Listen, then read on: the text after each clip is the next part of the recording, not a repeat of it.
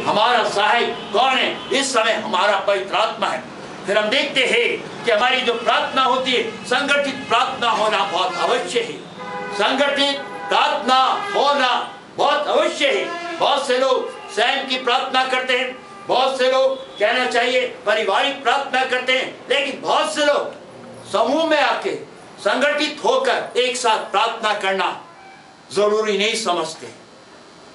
हमें जो कहता है कि मैं विश्वासी हूं, परमेश्वर का जन बताता है, प्रेरितों के काम में मिलता है, द बुक ऑफ एक्ट्स के अंदर मिलता है कि विश्वासियों का जीवन 3 बातों में वहां पे पाया जाता था। पहली बात, वो प्रेरितों से शिक्षा पाते। दूसरी बात हमको मिलती है प्रार्थना करने, और तीसरी बात रोटी तोड़ने में लॉलीन रहते थे। 3 बातें उन विश्वासियों के जीवन के अंदर पाई जाती थी, और यही बातें हमारे अंदर भी होना बहुत अवश्य है, बहुत जरूरी है।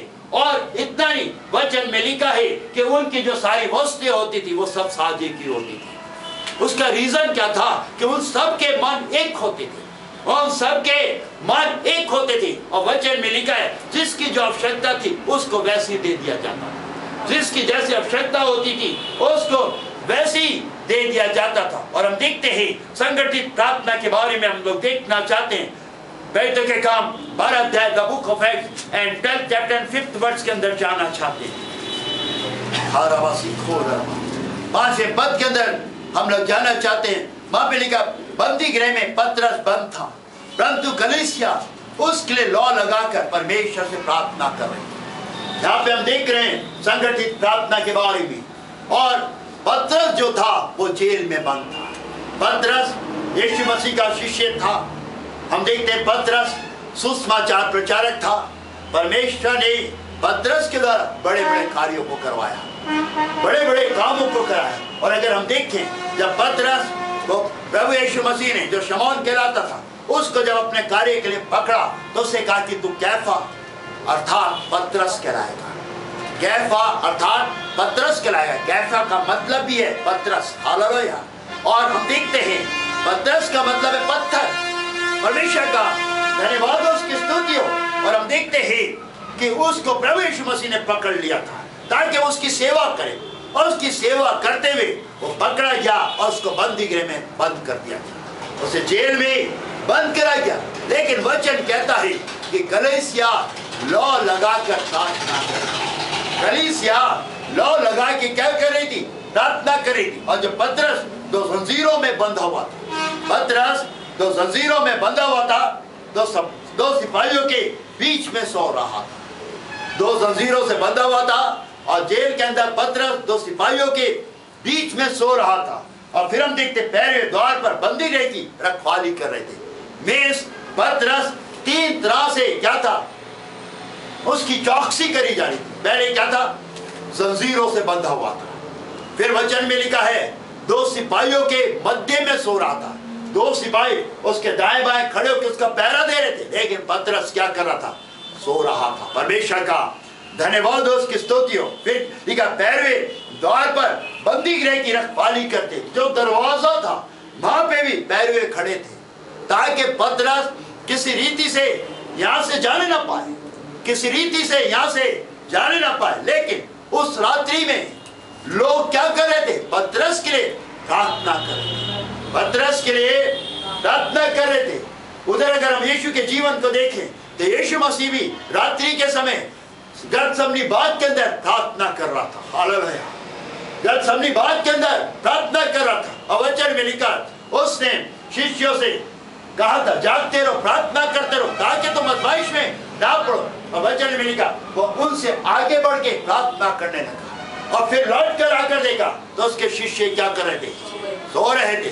फिर उन्हें उठाया, उनसे कहा प्रार्थना करो, उनसे कहा प्रार्थना करो। और हम देखते हैं आज भी जिस तरह से उसके शिष्य सो रहे थे उसी तरह से कलीसिया के लोग भी सो रहे हैं। कलीसिया के लोग क्या है? सो रहे हैं। जिसने यीशु को अपने जीवन में ले लिया है वो उसका चेला चेली है। लेकिन वचन में मिलता है यीशु ने उनसे कहा था जागते रहो, प्रार्थना करते रहो ताकि तुम आजमाइश में ना पड़ो। आज लोग आजमाइशों में क्यों हैं? परीक्षाओं में क्यों पड़े हुए? क्योंकि उनका जीवन प्रार्थना का जीवन नहीं है, उनका जीवन वचन का जीवन नहीं है। और हम देखते हैं वचन कहता जागते रहो,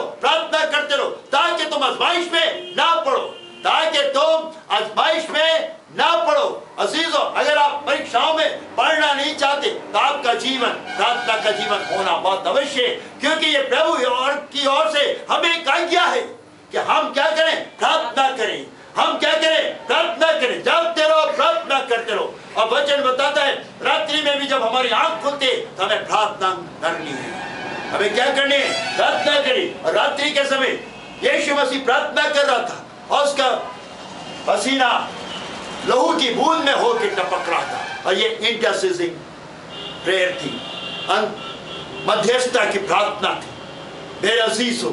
लेकिन हम यहाँ पे पतरस के बारे में देख रहे हैं, यहाँ पे कलीसिया क्या कर रही थी, प्रार्थना कर रही थी। कलीसिया प्रार्थना कर रही थी और पतरस क्या कर रहा था, सो रहा था, बेखबर होकर सो रहा होगा। Praise God, hallelujah. जंजीरों से बंधा हुआ था। अगर आपका एक पैर बांध दिया जाए तो आपका सोना मुश्किल हो जाएगा, आपका सोना मुश्किल हो जाएगा। यदि आपका एक हाथ भी बांध दिया जाए तो आपका सोना मुश्किल हो जाएगा। लेकिन पतरस क्या हो रहा था, सो रहा था, सो रहा था। परमेश्वर का धन्यवाद, उसकी स्तुति हो, गहरी निंद्रा के अंदर था। लेकिन इसका 7 पद कहता है प्रभु का एक दूत आ खड़ा हुआ। प्रभु का एक दूत उसके पास आ खड़ा हुआ। किसके पास, पतरस के पास। फिर हम देखते हैं उस कमरे में ज्योति चमकी। जहां पे पतरस था वहां पे परमेश्वर का दूत आ गया। और दूत आने के बाद उस कमरे में ज्योति चमकी। परमेश्वर का धन्यवाद, उसकी स्तुति हो। उसने पतरस की पसली पर हाथ मारा और जगाया। उसने पतरस की पसली पे हाथ मारा और उसे क्या करा, जगाया। अगर पतरस गहरी नींद में नहीं होता तो जैसे उजाला कमरे में हुआ था पतरस उठ जाता, पतरस उठ जाता। लेकिन पतरस बेखबर सो रहा था और उसे क्या करा, उसकी पसली पर दूत ने हाथ मारा। परमेश्वर का धन्यवाद हो। और जैसे उसने हाथ मारा वो उठ गया, वो जाग गया। उठने के बाद क्या हुआ, उसके हाथों से जंजीरें खुल गई। प्रेज़ गॉड, उसके बंधन टूट गए। मेरे अजीजों, जब आप प्रार्थना में जीवन व्यतीत करते हैं, कलीसिया लौ लगा के प्रार्थना करती है तो पापी लोग परमेश्वर की ओर फिरते हैं। लोगों की बेड़ियां टूट जाती है। यही नहीं कि जेल के अंदर बेड़ियां टूटती है, लोग आज बंधनों से बंधे हुए हैं। लोग आज पाप में जीवन को व्यतीत कर रहे हैं। विश्वासी लोग बैकस्लाइडर हो रहे। कारण क्या है, कलीसिया ने झुंड में होकर प्रार्थना करना बंद कर दिया है, प्रार्थना करना बंद कर दिया है। रात्रि में कलीसिया प्रार्थना करी थी ताकि पतरस जेल से निकल आए। और जब कलीसिया लौ लगा के प्रार्थना करी थी, उनकी दुआएं परमेश्वर यहोवा के कानों में पहुंच गई। परमेश्वर यहोवा के कानों में पहुंच गई और उसने अपने दूत को जेल में भेज दिया। हालेलुया। जब आप यहाँ पे प्रार्थना करेंगे, कोई भी कहीं पे बंधनों में होगा तो मेरे अजीजों, परमेश्वर उसको उन बंधनों से वहां से छुड़ा लेगा, क्योंकि पतरस के बंधन टूट गए। प्रेज़ गॉड, वो बेड़ियों से जकड़ा हुआ था। क्यों जकड़ा हुआ था? क्योंकि वो प्रभु यीशु का कार्य करता था, प्रभु यीशु का कार्य करता था। अचंभित कार्य पतरस के द्वारा परमेश्वर यहोवा करवाता था। परमेश्वर का धन्यवाद हो। पहली मनादी में 3000 लोगों को उसने परमेश्वर यहोवा के लिए जीत लिया था। लेकिन वही पतरस जेल में बंधा हुआ था। परमेश्वर का धन्यवाद हो, उसकी स्तुति हो। और कलीसिया उससे कितना प्यार करती होगी, कलीसिया के लोग उसको कितना चाहते होंगे। कलीसिया के लोग उसके लिए इसलिए बैठकर घुटनों पर होकर प्रार्थना कर रही थी, प्रार्थना करेगी। मेरे अजीजों, जब मन एक होते हैं और परमेश्वर में होकर चलते हैं तो सब लोग दूसरों का बोझ प्रार्थना में उठाने लगते हैं। हम यहाँ पे देख रहे हैं पतरस का बोझ लोगों ने, कलीसिया ने प्रार्थना में उठाया और वो उठा रहे थे। और वहां पे उनकी दुआएं परमेश्वर यहोवा के कानों में पहुंच गई और परमेश्वर यहोवा ने उस कार्य को जेल के अंदर शुरू कर दिया और पतरस आजाद हो गया। उसके दूत के द्वारा वो भार लाया गया। हालेलुया, परमेश्वर का धन्यवाद। और कहा कमर बांध और अपने जूते पहन। उसने वैसे ही किया। उसने कहा कमर बांध और जूते पहन। उसने वैसे ही किया, जैसा दूत उसको कह रहा था वो वैसे ही करता चला गया, वैसे ही करता चला गया। और अपना वस्त्र पहनकर मेरे पीछे हो, अपने कपड़े पहनकर मेरे पीछे हो रहे। उसे फाटक के बाहर ले जाकर उसने क्या करा, छोड़ दिया, उसे छोड़ दिया।